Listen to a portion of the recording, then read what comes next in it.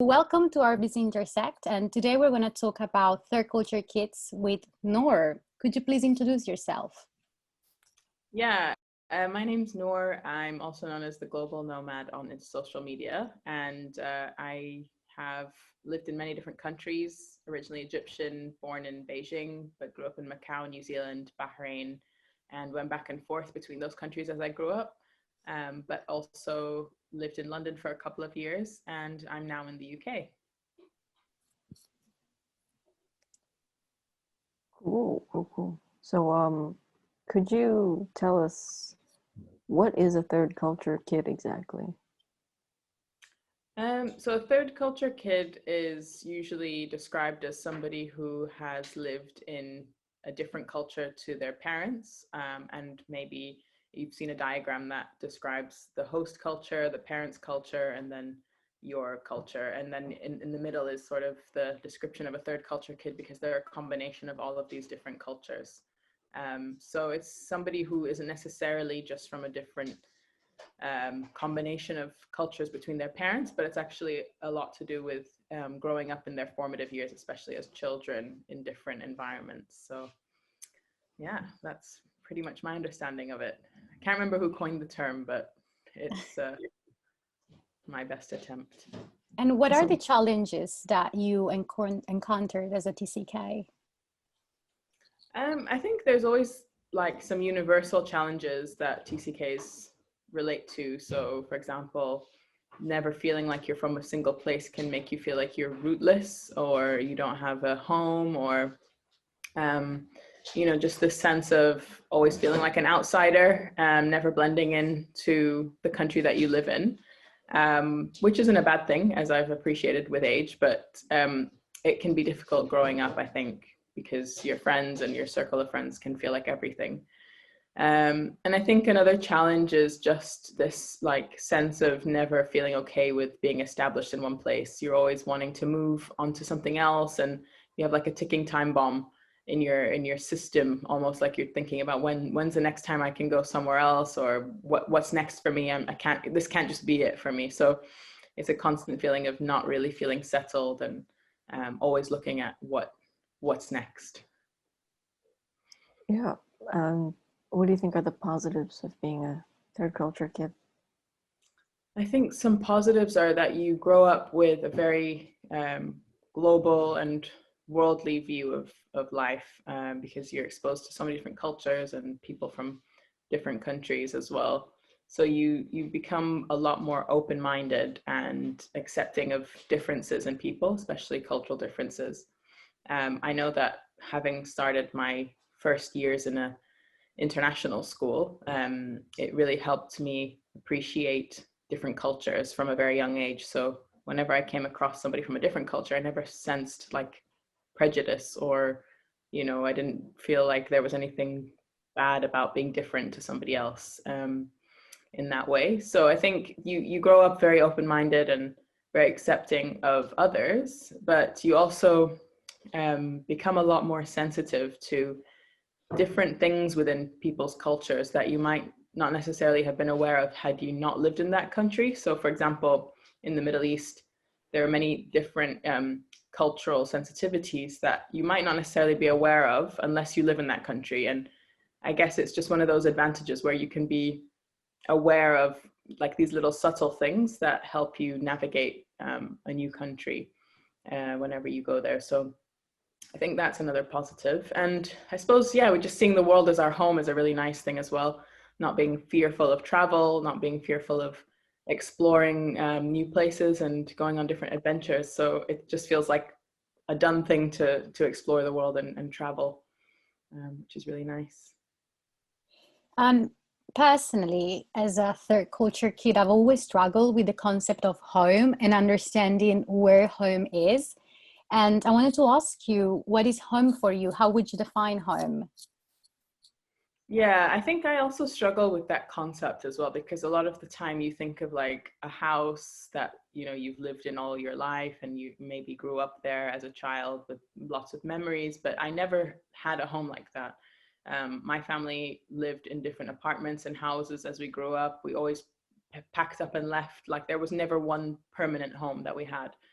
So I think home for me is very much about my family, and it makes me feel like I'm home when I'm around my parents, my siblings, and when I feel familiar with that aspect of it. Anywhere can feel like home as long as I just have the company of friends and family. And I think it's also about learning how to bring pieces of home back into wherever you are, like not necessarily thinking you have to be in a physical space to feel like you are home now. It's about what you're doing in your environment to help you feel like you're connected to something about it that makes you feel settled, or whether that's friends or whether that's activities that you get involved with or meeting people locally, um, having a pet, things like that, I think help you feel like you can achieve that sense of home. And even cooking like familiar dishes that maybe you grew up with as a child can help sometimes. But I think removing yourself from this like need to be in a physical space to be home is a really helpful thing. Yeah, definitely agree. Um, so what about like in terms of your identity? Have you ever struggled with like your identity? And yeah, just tell me about that. Yeah, I think I've definitely struggled with my identity from the age of probably like 8 to like through my teenhood, and maybe even into my early 20s. Sorry, she's just running around. And yeah, I think it's a lot to do with like, especially at the age of 8, when I moved from Macau to New Zealand, I changed schools. I had a whole new world ahead of me, new friends. Everything was a big adjustment. And um, I I didn't really feel Egyptian because I didn't really speak Arabic at home. Um, I didn't really know much about the culture because I'd never lived in Egypt. I was born in Beijing and grew up in Macau. So although my parents spoke Arabic at home, because we went to international schools, we spoke in English. And that I think was a big factor in why I never really felt Egyptian enough, even though my name is Arabic. My parents cook Egyptian food at home. They speak to me in Arabic. So I always felt this identity crisis of like, I'm meant to be connected to this part of me, but I'm not. And I obviously didn't look Chinese when I grew up in Macau. So I stood out in that sense. But, still wanted to feel like one of the gang, or, one of the people that I would hang out with. And similarly in New Zealand, I was obviously not a Kiwi. I had a different accent. So I'd sometimes try and adapt my accent or say things differently to kind of match how they would say it. So I think in all these different stages growing up, I never really knew who I was. I just felt like I was somebody that had to fit the puzzle piece of the place that I was moving to. I didn't feel like I could bring my uniqueness to the table confidently and feel as though, sorry, she's pulling on my I couldn't feel confident and feel confident in myself in terms of how different I was. I felt like I had to just constantly blend, and that led to feelings of identity crisis, because I was like, who am I at the end of the day? Am I just somebody who has no identity that just fills the gaps of all the cultures that I have to move to? Or, it just leaves you feeling very confused sometimes. And what helped you inside with your identity to understand better who you are?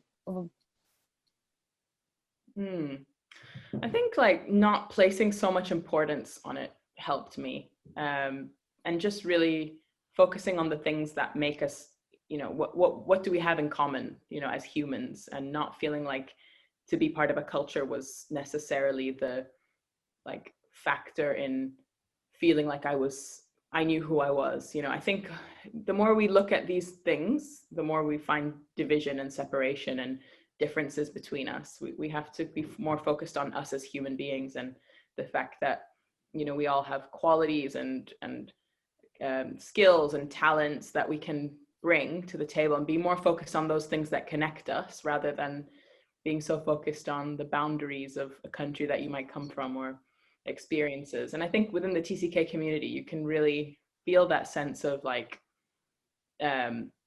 how no matter what countries you've lived in, you can still connect on some level that you've had that similar experience. And I think that's because we're not so focused on the where and the, where did you grow up, or we're more focused on the experience itself as humans navigating, this very unique upbringing. So I don't know if that made any sense, but tried to make sense out of that.